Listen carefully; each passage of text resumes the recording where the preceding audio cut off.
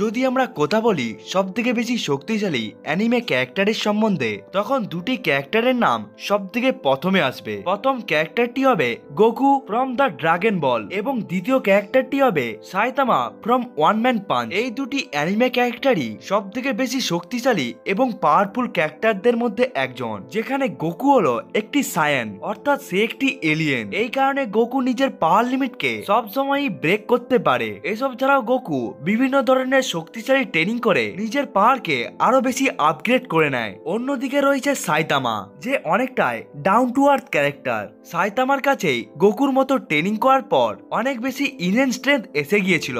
Saitama এতটাই বেশি powerful যে সে এখনো পর্যন্ত সমস্ত ক্যারেক্টারগুলোকেই মাত্র একটি পাঞ্চের দ্বারায় নক আউট করে দিতে পেরেছে।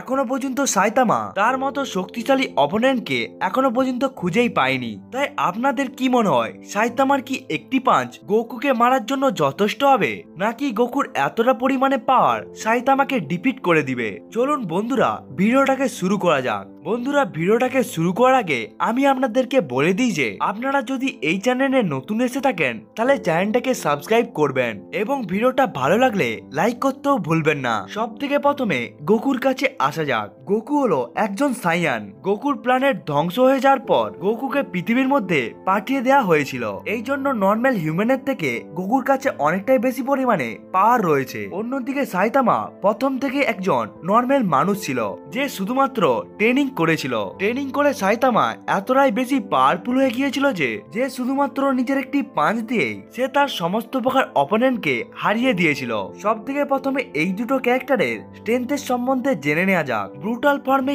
এই দুটো ক্যারেক্টার অনেকটাই বেশি পরিমাণে শক্তিশালী। সত্যি কথা বলতে হলে এই দুটো ক্যারেক্টারই ফিজিক্যালি অনেক বেশি পাওয়ারফুল ক্যারেক্টারকে ডিফিট করতে পেরেছিল।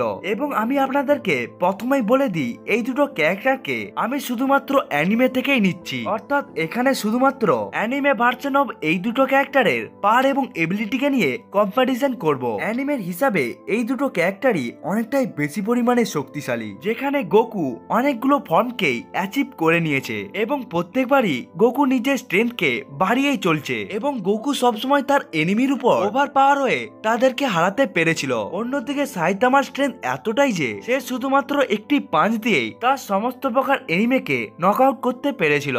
তাও আমরা যদি শুধুমাত্র ব্রুট স্ট্রেংথের কথা বলে থাকি, সেখানে আমরা দেখতে পাবো গোকু সাইতামার থেকেও বেশি শক্তিশালী অপোনেন্টকে হারিয়েছিল। এখনো পর্যন্ত সাইতামার লিমিটকে আমরা অ্যানিমের মধ্যে এখনো পর্যন্ত দেখতে পাইনি এবং এখনো পর্যন্ত সাইতামার ট্রু স্ট্রেংথ আমাদেরকে দেখানো হয়নি। তাই এখনো পর্যন্ত যতটা অ্যানিমে দেখানো হয়েছে সেই হিসাবে গোকু অনেকটাই বেশি শক্তিশালী অপোনেন্টকে সে হারিয়েছিল।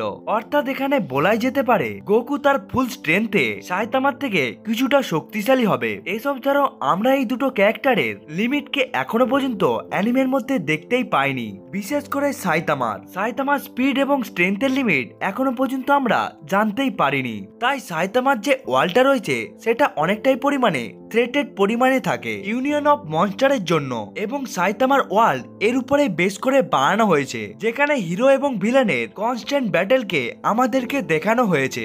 এবং এখনো পর্যন্ত আমরা দেখে আসছি সাইতামা ওয়ার্ল্ড থ্রেটের ভিলেনকে একটি পাঞ্চ দিয়ে নক আউট করে দেয় এবং এই সমস্ত মনস্টারগুলোকে সাইতামার ওয়ার্ল্ডের হিরোরাও এই সমস্ত ভিলেনকে হারাতে পারে না।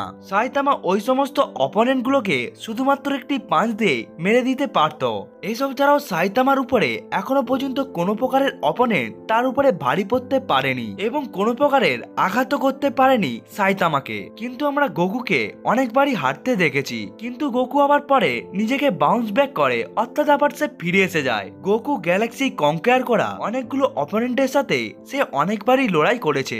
এসব ছাড়াও গোকু গড অফ ডিস্ট্রাকশনের সাথেও লড়াই করেছে। স্পিডের দিকেও গোকু অনেকটাই ফাস্ট। গোকু আলোর থেকেও বেশি দ্রুত ট্রাভেল করতে পারে। এসব ছাড়াও গোকু সববারই নিজের লিমিটকে সারপাস করতেই থাকে। গোকু যখন পাওয়ারফুল হয়ে যায় তখন তার পাওয়ারের জন্য পুরো গ্যালাক্সি কাঁপতে থাকে।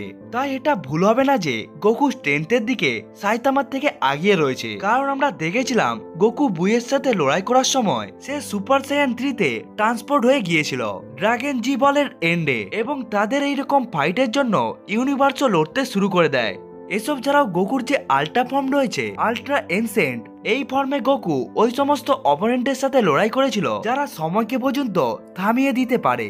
কিন্তু সাইতামাও নিজের স্ট্রেংথকে দেখিয়েছিল বোরোসের সাথে লড়াই করার সময়। যখন সাইতামা বোরোসের সাথে লড়াই করছিল তখন এটার জন্য পুরো পৃথিবী কাঁপতে শুরু করে দেয়। অর্থাৎ এখনো পর্যন্ত সাইতামাকে যতটা পর্যন্ত দেখানো হয়েছে সেই হিসাবে সাইতামা একটা পুরো প্ল্যানেটকে শুধুমাত্র ধ্বংস করতে পারে। কিন্তু আমি আগেই বলে দিয়েছি যে সাইতামার ট্রু লিমিট এখনো পর্যন্ত আমাদের কাছে আননোন রয়েছে। তাই যদি কখনো গোকুর সাথে সাইতামার লড়াই হয় তখন ওই লড়াইয়ে অনেকটাই বেশি ডিস্ট্রাকশন হবে।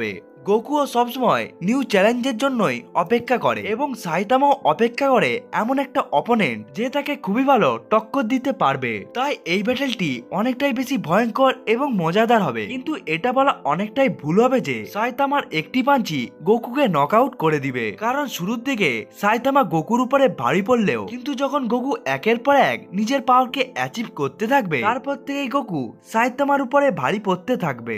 এসব ছাড়াও সাইতামার কাছে বিভিন্ন ধরনের ব্লাস্টও রয়েছে, যেমন স্পিড বোম, যেটি গোকুর মোস্ট পাওয়ারফুল বোমের মধ্যে একটি। এসব ছাড়াও গোকু টেলিপ্যাথিক এবং টেলিকাইনেসিসকেও ব্যবহার করতে জানে এবং গোকু এনার্জি ব্লাস্ট এবং এনার্জি শিল্ডও বানাতে পারে।